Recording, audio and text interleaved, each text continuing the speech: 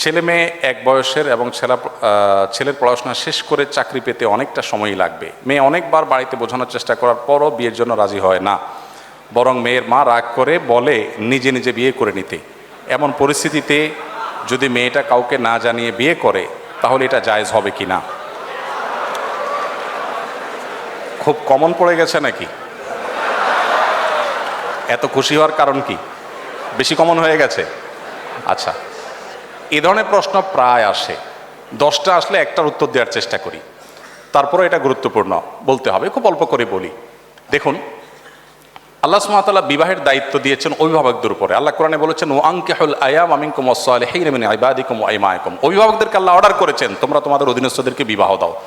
নবী সাল্লাল্লাহু আলাইহি সাল্লাম বলেছেন, তোমাদের সন্তানরা যখন বিয়ের উপযুক্ত হবে, প্রাপ্তবয়স্ক হবে, তখন তাদেরকে বিয়ে দিতে দেরি করবে না। যদি করো, তারা যদি হারামের পথে পা বাড়ায় এবং সমাজে বিশৃঙ্খলা তৈরি হয়, অসুবিধা তৈরি হয়। সেদিন কোনো একটা ইউনিভার্সিটিতে এটা নিয়ে আলোচনা করার পর ভিসি মহোদয় আমাকে আলোচনার পর বললেন যে আপনাকে স্পেশাল থ্যাঙ্কস এই প্রশ্নের উত্তর দেওয়ার জন্য, কারণ প্রতিদিন এটার বিচার করা লাগে। তো আমি বলতে চাই যে নবী সাল্লাল্লাহু আলাইহি সাল্লাম বলেছেন, যদি সন্তানরা বিয়ের উপযুক্ত হয়, অভিভাবকদের কর্তব্য তাদেরকে বিয়ে দেওয়া। যদি না দেয় এবং সন্তানরা যদি বিপদগামিতার পথে পা বাড়ায়, সমাজে বিশৃঙ্খলা সৃষ্টি হয়, তাহলে সেক্ষেত্রে কি হবে? তাহলে সেক্ষেত্রে যে ফিতনা, ফাসাদ, অনাচার হবে, এগুলোর দায় অভিভাবকের উপরে বর্তাবে। হারাম রিলেশন যারা করছেন, এখানে মূল প্রশ্নে যাওয়ার আগে একটা কথা বলা দরকার ছিল, সরি আমি ওখানে একটু ব্যাক করছি। সেটা হলো, বিবাহের আগে ছেলে মেয়েদের মধ্যে পরস্পরকে তথাকথিত ভালোবাসা নিবেদন করার নামে, প্রেম নিবেদনের নামে বছরকে বছর যে হারাম রিলেশন থাকে, এটা ইসলাম কেন হারাম করেছে? দেখুন, ডক্টর খন্দকার আব্দুল্লাহ জাহির আল্লাহর চমৎকার একটা অ্যানালাইসিস আছে এই ব্যাপারে। স্যার বলেন যে দেখেন, একটা সাইক্লোনে, একটা ঘূর্ণিঝড়ে একটা দেশের বেশিরভাগ মানুষ মারা যেতে পারে, ওইটা আবার রিকভার করা সম্ভব। কিন্তু কোনো জাতির মধ্যে যদি একবার এই টেন্ডেন্সি আছে যে আমরা সন্তান গ্রহণ করব না, বৈবাহিক জীবন যাপন করব না, সাংসারিক জীবন যাপন করব না, এই প্রবণতা যদি কোনো জাতির মধ্যে একবার আসে, তখন মানব সভ্যতার অস্তিত্বই হুমকির মধ্যে পড়বে। কিভাবে? আজকের উন্নত পৃথিবীর যে কোনো দেশ আপনি তাকান, পশ্চিমের যে কোনো দেশের দিকে তাকান, এমনকি পূবেও তাকান, কয়দিন আগে দেখবেন কানাডা আমাদের দেশ থেকে গণহারে ভিসা দিয়ে লোক নিছে। আমি তো অবাক হয়ে গেছি শুনে যে ব্যাপার কি, এত বেশি লোক নিচ্ছে কেন? পরে শুনলাম যে তাদের দেশের লোকের টান পড়ছে, আমাদের দেশ থেকে লোক নিয়ে যাচ্ছে। আপনারা স্টুডেন্ট ভিসায় যখনই দাঁড়ান কোনো এম্বাসিতে, একটু মোটামুটি যোগ্য ছাত্র হলে আর দেরি করে না, সাথে সাথে তারা নিয়ে যাচ্ছে। ব্যাপার কি? আমি ভিজিট ভিসার জন্য গেলে আমাকে তো ভিসা এরকম দেয় না, আপনাকে এত বেশি দিচ্ছে কেন? তাদের দেশে আসলে পর্যাপ্ত লোক নেই।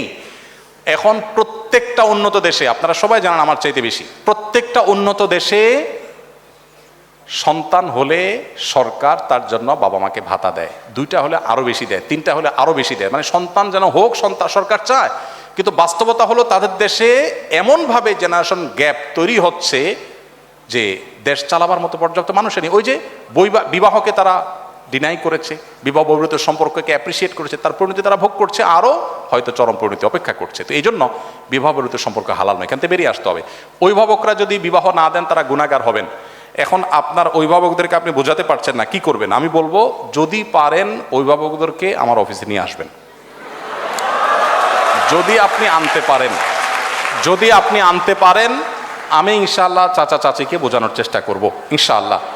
আমি পল্টনের একটা হোটেলে গিয়েছি একটা প্রোগ্রামে, তো এক যুবক তার বাবাকে হাত ধরে নিয়ে আসছে আমার কাছে, এসে বলছে, হুজুর আমার বাপ অনেক বলছে বিয়ে দেয় না, তো বলেন।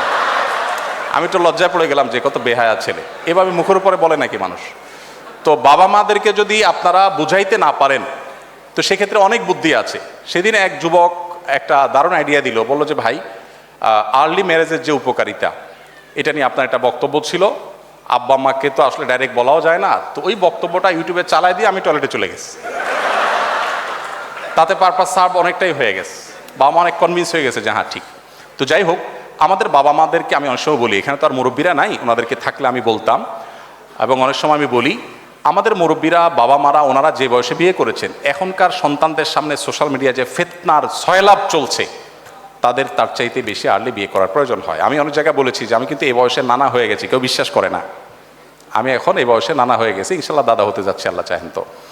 তো আর্লি ম্যারেজের যে কত উপকারিতা আছে সেটা অনেক লম্বা টপিকের বিষয়। শুধু এটুকু বলবো যে বাবা মাকে কনভিন্স করে বিয়ে করবে, এটা তাদের কনভিন্স করে করাটা আপনার দায়িত্ব।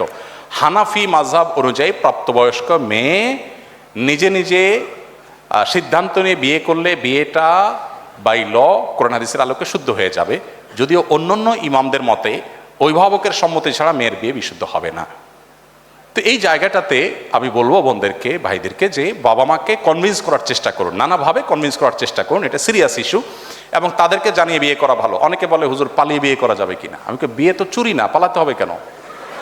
কনভিন্স করে অভিভাবকদেরকে বুঝিয়ে তারপরে করেন। এই চ্যালেঞ্জগুলো ওভারকাম করতে হবে। আপনি যুবক মানুষ, বিশ্বজয় করবেন কিভাবে? শুধু বিয়ে যদি করতে না পারেন বাপ মাকে বুঝিয়ে। বিয়ে করার ব্যাপারে বাপ মাকে যদি ভালো করে বোঝাতে না পারেন, আপনি দুনিয়া জয় করবেন কোত্থেকে? এই ছোট কাজটা যদি না পারেন চ্যালেঞ্জ নিতে হবে, কিন্তু তাদেরকে বোঝানোর চেষ্টা করতে হবে। আর কত বুদ্ধি দেবো, একটা ছোট টিপস দিয়ে শেষ করি। এলাকার ইমাম সাহেব হুজুরের সাথে বাইল করবেন, হুজুরে ভালো করে চা নাস্তা খাওয়ায় বলবেন হুজুর আমার আব্বাকে একটু এই বিষয়টা ভালো করে বুঝান, আল্লাহ কনভিন্স করে ফেলেছে।